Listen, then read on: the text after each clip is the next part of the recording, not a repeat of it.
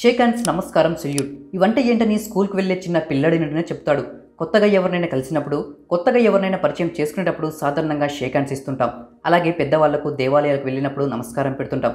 ఇక సైనికులు, అమరవీరులకు సెల్యూట్ పెడుతుంటాం. ఇంతవరకు దాదాపుగా అందరికీ తెలిసే ఉంటుంది. మరి అసలు షేక్ హ్యాండ్స్, నమస్కారం, సెల్యూట్ మనకు ఎలా అలవాటయ్యాయి? ముందుగా ఇలా పెట్టాలని ఎవరు చెప్పారు? మరి వారికి ఎలా తెలిసింది? వీటి వెనుకున్న చరిత్ర ఏంటి? ఈ మూడింటి గురించి ఈ వీడియోలో పూర్తిగా తెలుసుకుందాం. ఫ్రెండ్స్, ఈ మూడింటి గురించి తెలియని వాళ్ళు వీడియోను చివరి వరకు చూడండి.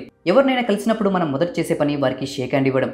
ప్రపంచవ్యాప్తంగా అందరికీ అలవాటుగా మారిన ఈ సంప్రదాయం ఇప్పటిది కాదు. ఒకరికొకరు పలకరింపుగా షేక్ హ్యాండ్ ఇచ్చుకోవడం అనేది 5వ శతాబ్దం నుంచి ఉందని ఎన్నో చారిత్రక ఆధారాలు చెబుతున్నాయి.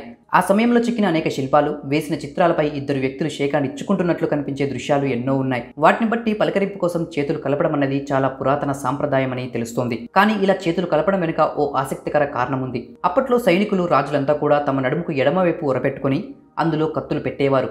అవసరమైతే క్షణాల్లో తమ కుడి చేత్తో ఆ కత్తిని బయటకు తీసి ప్రమాదాన్ని ఎదుర్కోవచ్చనే కారణంతో అలా చేసేవారు. కానీ దానికి బదులుగా ఒకరి కాలి కుడి చేతిని మరో కుడి చేత్తో కలుపుతూ పలకరించుకోవడం ద్వారా తమకు ఎదుటి వ్యక్తితో శత్రుత్వం లేదని, కాబట్టి కత్తిని బయటకు తీసే అవసరం రాదని సూచించేవారు. అంటే స్నేహానికి, ఎదుటి వ్యక్తిపై నమ్మకానికి ప్రతీకగా ఇలా షేక్ హ్యాండ్ ఇవ్వడం అనేది మొదలైందని చెప్తుంటారు. ఇక రోమన్లు షేక్ హ్యాండ్ ముందు ఒక వ్యక్తి మోచేతిని మరో వ్యక్తి అరచేత్తో పట్టుకుని పలకరించుకునేవారని, దానివల్ల ఎదుటి వ్యక్తి దగ్గర ఆయుధాలు లేవని నిర్ధారించుకునేవారని అంటుంటారు.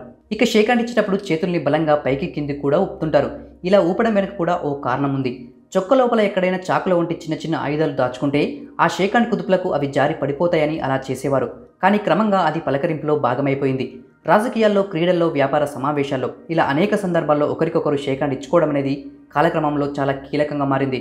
ఒకవేళ షేక్ హ్యాండ్ ఇవ్వకపోతే కొన్ని సందర్భాల్లో దాన్ని దురుసుతనంగా కూడా భావిస్తుంటారు. అంటే వీరికి బాగా ఎక్కువైందిరా, షేక్ హ్యాండ్ కూడా ఇస్తలేడు చూడు అని లోపల అనుకుంటూ ఉంటారు. షేక్ హ్యాండ్ ఇచ్చే అలవాటు ప్రపంచవ్యాప్తంగా ఉన్నప్పటికీ అనేక దేశాల్లో పలకరింపు కోసం ఇతర పద్ధతుల్ని కూడా ఉపయోగిస్తుంటారు. భారత్ని తీసుకుంటే ఒక చేతిని మరో చేత్తో జోడిస్తూ కాస్త కిందికి వంగి నమస్తే చెప్పే సంప్రదాయం ఎప్పటి నుంచో ఉంది. థాయిలాండ్లోనూ ఇదే పద్ధతి పాటిస్తారు. ఫ్రాన్స్, మొరాకో లాంటి దేశాల్లో పలకరింపుగా బుగ్గ మీద ముద్దు పెడతారు. జపాన్లో అయితే చేతుల్ని కాస్త దూరంగా పెట్టి పలకరింపుగా ముందుకు వంగుతారు.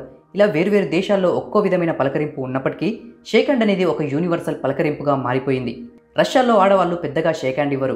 అరబ్ దేశాల్లో కూడా అంతే. నార్వే, అమెరికా లాంటి దేశాల్లో చాలా బలంగా షేక్ హ్యాండ్ ఇస్తారు. కొరియా దేశాల్లో అయితే పెద్దవాళ్లే ముందుగా షేక్ హ్యాండ్ కోసం చేయి జారుతారు.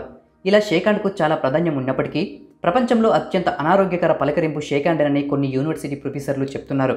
వేరే పద్ధతులతో పోలిస్తే షేక్ హ్యాండ్ ద్వారా 90% ఎక్కువగా క్రిములు ఇతరులకు చేరే అవకాశం ఉందని అంటున్నారు.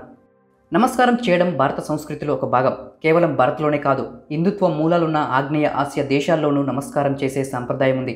నమస్కారం అంటే ఈ సమకాలీన యుగంలో మీలోని దైవత్వానికి వందనమని అర్థం. భారతదేశంలోని వివిధ ప్రాంతాలను బట్టి నమస్కారం, నమస్తే, నమస్కారం అని అంటుంటారు.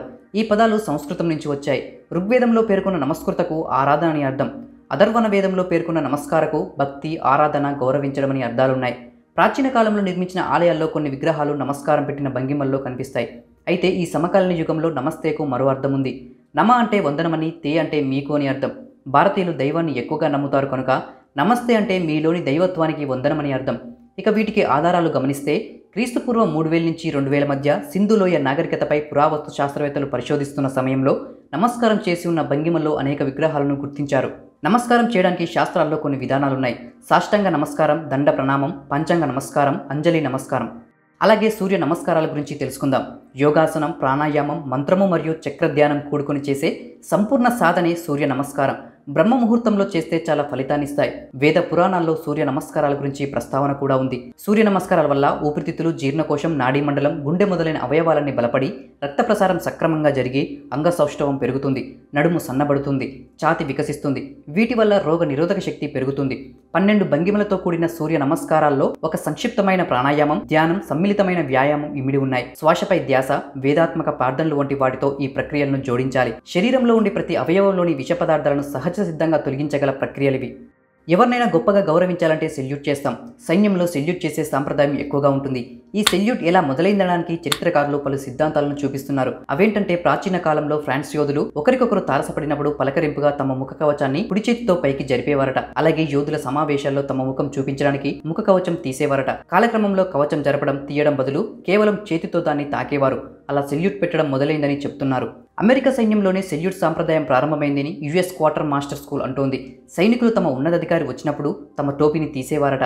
ఆ తర్వాత బ్రిటన్ సైనికులు కూడా తమ ఉన్నతాధికారులను గౌరవించే సమయంలో తమ టోపీ తీసేవారు. కాలక్రమంలో తలపై టోపీని తీయకుండా కేవలం కుడి చేత్తో దాన్ని తాకి వందనం చేసేవారట. అలా అది ప్రస్తుత సెల్యూట్గా రూపాంతరం చెందిందని చెప్తున్నారు. 1745 కాలంలో బ్రిటిష్ ఆర్డర్ బుక్ ప్రకారం ఉన్నతాధికారులు వచ్చినప్పుడు సైనికులు తమ టోపీ తీయకూడదని ఆదేశాలు జారీ అయ్యాయి. 2 చేతులతో టోపీ వద్ద చప్పట్లు కొట్టి కాస్త వంగి వందనం చేయాలని అధికారులు సూచించారు. రాను రాను చప్పట్లు కాస్త కేవలం ఒక చేత్తో టోపీని తాకడం ఆ తర్వాత ఇప్పటికీ సెల్యూట్ గా మారిందని వాదన ఉంది. అలాగే ఆస్ట్రేలియా సైన్యం కూడా టోపీ తీసే పద్ధతిని మానేసి ఒక చేత్తో టోపీని తాకి సెల్యూట్ చేయడం మొదలు పెట్టారట.